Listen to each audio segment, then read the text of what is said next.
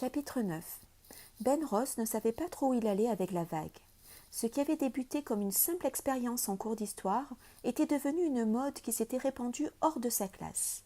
En conséquence, des événements inattendus avaient commencé à se produire. D'une part, le nombre de ses élèves augmentait à mesure que les lycéens qui n'avaient pas cours à cette heure-là ou étaient en pause déjeuner rejoignaient la vague. Le recrutement de membres supplémentaires dépassait de loin ses prévisions. La vague avait tellement de succès que Ben en vint à en soupçonner certains de sécher d'autres cours pour venir au sien. Si étonnant que cela puisse paraître, malgré l'effectif important et la volonté des élèves de répéter le salut et les slogans à chaque cours, Ben n'avait pas pris de retard sur le programme. Au contraire, ils avançaient plus vite que d'habitude. Avec le système de questions rapides et de réponses courtes inspiré par la vague, ils avaient couvert l'entrée du Japon dans la Seconde Guerre mondiale en peu de temps.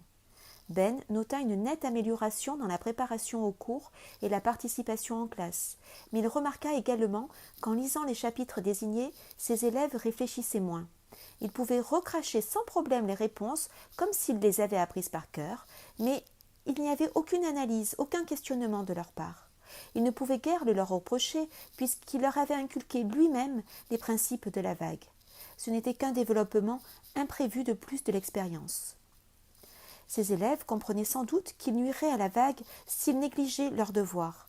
Pour avoir du temps à consacrer au mouvement, ils devaient être si bien préparés qu'il ne leur fallait plus que la moitié du cours pour couvrir la leçon du jour.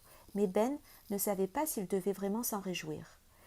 Les devoirs à faire à la maison étaient plus soignés, mais au lieu d'être construits sur de longues réponses argumentées, ils n'offraient que des phrases courtes et sèches. Lors d'un questionnaire à choix multiples, ces élèves s'en sortiraient tous bien, mais rédiger une dissertation leur poserait des problèmes. Autre développement intéressant de l'expérience, Ben avait entendu dire que David Collins et ses amis, Eric et Brian, avaient introduit avec succès la vague dans l'équipe de foot. Au fil des ans, Norm Schiller, le professeur de biologie qui entraînait également l'équipe de foot du lycée, était devenu si amer à force d'entendre des blagues sur les mauvais résultats de ses poulains que pendant la saison, il passait des mois sans dire un mot ou presque aux autres professeurs. Pourtant, ce matin-là, dans la salle des profs, Norm l'avait remercié d'avoir initié ses élèves à la vague. Quelles autres surprises lui réservait donc l'avenir ? Ben avait tenté de comprendre pourquoi la vague attirait tant les lycéens. Certains lui affirmèrent que c'était juste un truc nouveau et différent, comme n'importe quelle mode. D'autres répondirent qu'ils appréciaient son côté démocratique, le fait qu'ils soient maintenant tous égaux. Ross se réjouit d'entendre cette réponse. Il aimait se dire qu'il avait participé à éliminer les concours de popularité et les petites cliques qui, à son avis, mobilisaient bien trop souvent l'attention et l'énergie de ses élèves. Quelques-uns allèrent jusqu'à lui dire qu'une discipline renforcée leur était bénéfique. Cela avait surpris Ben. Les années passant, la discipline était devenue une responsabilité personnelle. Si les lycéens ne s'autodisciplinaient pas, les enseignants étaient de moins en moins enclins à la leur imposer. Ce qui était peut-être une erreur, pensa Ben. L'un des résultats de l'expérience serait peut-être une réhabilitation nationale de la discipline à l'école. Parfois, il s'imaginait même faire l'objet d'un article dans les pages Éducation du Time. Retour de la discipline à l'école, la découverte étonnante d'un professeur d'histoire. Assise dans la salle du journal, Laurie mordillait un stylo. Les membres du comité de la rédaction du Gordon Grapevine, qui occupaient les autres bureaux autour d'elle, se rongeaient les ongles ou mâchaient du chewing-gum.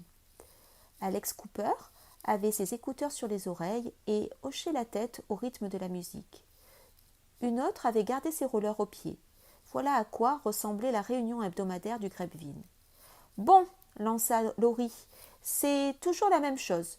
Le journal doit sortir la semaine prochaine, mais nous n'avons pas assez d'articles. » Elle se tourna vers la fille au roller. « Janie, tu ne devais pas faire un papier sur les dernières tendances vestimentaires ?»« Bof, cette année, personne n'a de style intéressant. Tout le monde s'en tient aux jeans, t-shirts et baskets. »« Alors écris un article sur l'absence de nouvelles modes !»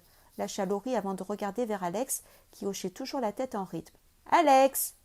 À cause de la musique, il ne l'entendit pas. « Alex !» hurla-t-elle sans plus de succès. Finalement, quelqu'un donna un coup de coude au garçon qui leva les yeux étonné. « Hein, quoi ?» fit-il en enlevant ses écouteurs. « Alex, on est censé être en comité de rédaction, lui rappela-t-elle en levant les yeux au plafond. Sans blague, Bon, où est ta critique de disque pour le prochain numéro? Ah, ouais, la critique, ouais, Ben, en fait, tu vois, c'est une longue histoire. Je voulais la faire, mais tu te rappelles ce voyage en Argentine? De nouveau, Laurie leva les yeux au ciel. Bon, c'est tombé à l'eau, poursuivit-il. Du coup, j'ai dû aller à Hong Kong à la place. Laurie fit face à Karl, l'ami inséparable d'Alex. Et j'imagine que tu as été forcée de l'accompagner, soupira-t-elle d'un ton sarcastique. En fait, non, répondit-il, l'air très sérieux. Moi, je suis allée en Argentine comme prévu. Je vois. Elle fit glisser son regard sur les autres membres du journal. Je suppose que vous aussi, vous avez été trop occupés à visiter les 4 coins de la planète pour pondre le moindre article. Moi, j'ai été au cinéma, annonça Janie. Et tu as écrit une critique? Non, le film était trop bien. Comment ça, trop bien? Ce n'est pas drôle d'écrire une critique sur un bon film. C'est vrai, confirma Alex le globe-trotteur. Ce n'est pas drôle, parce qu'on ne peut pas en dire du mal. Mais si le film est nul, alors là c'est cool, parce qu'on peut le démolir. Gna, gna, gna. Il se frotta les mains comme un savant fou de série B, son numéro préféré. Il était également très doué pour imiter un véliplanchiste pris dans un ouragan. Il nous faut des articles pour remplir le journal, reprit Laurie. Personne n'a d'idée? Ils ont acheté un nouveau bus pour le ramassage scolaire, répondit l'un d'eux. Youpi!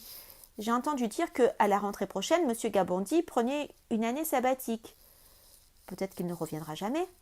Hier, un mec de seconde a donné un coup de poing dans une fenêtre. Il voulait prouver qu'il pouvait faire un trou dans la vitre sans se couper. Et il a réussi? Non. 7 points de suture. Hé, attendez une minute, les coupa Karl. Et si on parlait de la vague? Tout le monde veut en savoir plus. Laurie, tu es dans la classe de M. Ross, non? Fit remarquer Alex. C'est ça, la dernière mode du lycée, ajouta Janie. Laurie acquiesça. Elle avait bien conscience que la vague méritait un article et peut-être bien la première page. Quelques jours auparavant, elle s'était même dit que la vague était exactement ce dont l'équipe du journal, si fainéante et désorganisée, avait besoin. Mais elle avait rejeté cette idée. Elle n'aurait su expliquer pourquoi.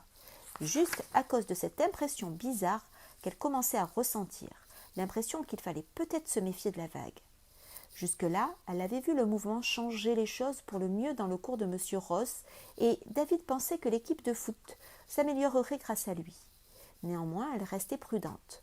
« Alors, qu'est-ce que tu en penses, Laurie » demanda quelqu'un. « De la vague ?»« Oui. Comment se fait-il que tu ne nous aies pas demandé de faire un papier dessus » s'enquit Alex. « Tu te gardes les meilleurs sujets pour toi ?»« Pas du tout. Mais je ne suis pas sûre que quiconque en sache suffisamment sur la vague pour pouvoir lui consacrer un article. Qu'est-ce que tu racontes? Tu es membre de la vague, non? Oui, c'est vrai, mais je ne sais pas trop. 2 ou 3 d'entre eux froncèrent les sourcils. À mon avis, dit Karl, on devrait au moins écrire un article dessus, ne serait-ce que pour dire que le mouvement existe. Plein d'élèves se demandent de quoi il s'agit. Tu as raison, reconnut Laurie en hochant la tête. J'essaierai de faire un petit papier pour expliquer le mouvement, mais entre-temps, je veux que vous me rendiez tous quelque chose. Puisqu'il nous reste encore un peu de temps, avant la sortie du journal, interrogez des lycéens pour savoir ce qu'ils pensent de la vague. Depuis la conversation houleuse entre Laurie et ses parents à propos de la vague, elle avait évité d'aborder le sujet. Connaissant sa mère qui s'inquiétait pour un rien, que ce soit à propos de ses sorties tardives avec David, de sa manie de mâchouiller un stylo ou de la vague, il lui semblait inutile de jeter de l'huile sur le feu. Laurie espérait que sa mère oublierait complètement la question. Ce soir-là, manque de chance, alors qu'elle faisait ses devoirs, Madame Sanders vint frapper à sa porte. « Chérie, je peux entrer ?»« Bien sûr, maman. » Sa mère pénétra dans la pièce, vêtue d'un peignoir jaune et de ses chaussons. Le contour de ses yeux semblait graisseux, signe qu'elle venait de se passer de la crème anti-rides. « Alors, maman, comment vont les pattes d'oie ?» demanda Laurie sur le ton de la plaisanterie. Madame Sanders eut un sourire désabusé. « Un jour, répondit-elle, le doigt tendu, un jour, ça ne te fera plus rire. » Elle la rejoignit à son bureau et regarda par-dessus l'épaule de sa fille. « Tu lis du Shakespeare ?»« Ben oui. Qu'est-ce que tu voulais que ce soit ?»« Oh, n'importe quoi, sauf la vague, soupira-t-elle en s'asseyant sur le lit de Laurie. « Comment ça, maman ?»« En fait, aujourd'hui, j'ai rencontré Hélène Billings au supermarché et elle m'a dit que Robert n'était plus du tout le même. Elle s'inquiétait pour lui ? Elle, non, mais moi, oui. Tu sais, il y a des années que ses parents ont des problèmes avec lui. Hélène m'en parlait souvent. Elle se faisait énormément de soucis pour son fils. Laurie hocha la tête. Du coup, reprit sa mère, elle se réjouit de ce changement inattendu. Mais moi, je n'y crois pas. Un changement de personnalité si rapide, à croire qu'il a rejoint une secte. Pourquoi tu dis ça? Laurie, si tu étudies les catégories de personnes qui rejoignent les sectes, tu verras qu'il s'agit presque toujours de gens mal dans leur peau et dans leur vie. Pour eux, la secte est une façon de changer, de recommencer à zéro, comme une renaissance. Quelle autre explication verrais-tu à la transformation de Robert? Je comprends bien, mais en quoi est-ce un mal? Le problème, Laurie, c'est que ce n'est pas vrai. Robert ne risque rien tant qu'il reste dans l'environnement de la vague. Mais à ton avis, que se passera-t-il lorsqu'il en sortira? Le monde extérieur n'a que faire de la vague. Si Robert ne trouvait pas sa place à l'école avant la vague, il ne trouvera pas non plus sa place dans le monde extérieur, où la vague n'existe pas. Laurie comprit où sa mère voulait en venir. En tout cas, tu n'as pas à t'en faire pour moi, maman. Je suis bien moins enthousiaste que je ne l'étais il y a quelques jours. Sa mère la félicita d'un signe de tête. Je me disais bien que tu reviendrais à la raison, une fois que tu aurais pris le temps d'y réfléchir, déclara-t-elle. Alors, quel est le problème? Le problème, c'est tous ces élèves qui prennent ce mouvement au sérieux. Mais maman, c'est toi qui prends les choses trop au sérieux. Tu veux mon avis? C'est juste une mode. Comme le punk rock ou n'importe quoi d'autre. Dans 2 mois, personne ne se souviendra de ce qu'était la vague. Madame Billings m'a dit qu'ils organisaient un meeting de la vague vendredi après-midi. C'est simplement un petit rassemblement pour encourager l'équipe de foot avant le match de samedi, expliqua Laurie à sa mère. Ils appellent ça un meeting, mais c'est plutôt un goûter pour chauffer l'équipe. Un goûter où ils endoctrineront officiellement 200 nouveaux membres, rétorqua sa mère, l'air sceptique. Maman, écoute-moi, soupira Laurie. Tu deviens vraiment parano avec toute cette histoire. Personne n'endoctrine personne. Ils vont recruter de nouveaux membres, c'est vrai, mais ces lycéens seraient venus au rassemblement de toute façon. Je t'assure que la vague n'est qu'une sorte de jeu, maman, comme les petits garçons qui jouent aux cow-boys et aux Indiens. Si tu connaissais M. Ross, tu comprendrais qu'il n'y a vraiment rien à craindre. C'est un prof formidable. Jamais il ne nous entraînerait dans un truc comme une secte. Et rien de tout cela ne t'inquiète le moins du monde? Maman, la seule chose qui m'embête, c'est qu'autant d'élèves de ma classe se laissent prendre dans un mouvement aussi immature. Bon, je comprends pourquoi David y trouve son compte. Il est convaincu qu'il va transformer ses coéquipiers en équipe gagnante. Par contre, je ne vois vraiment pas pourquoi Amy est tombée dans le panneau. Tu la connais, elle est très intelligente et pourtant, elle prend tout ça très au sérieux. Ah, tu vois, tu t'inquiètes bel et bien. Laurie fit non de la tête. Pas vraiment, je suis surprise par le comportement d'Amy, c'est tout. Maman, tu te fais une montagne d'un rien, je t'assure. Fais-moi confiance. Puisque tu le dis, soupira sa mère en se levant, au moins maintenant, je sais que tu ne t'investis pas dans le mouvement. J'imagine que je devrais déjà m'estimer heureuse.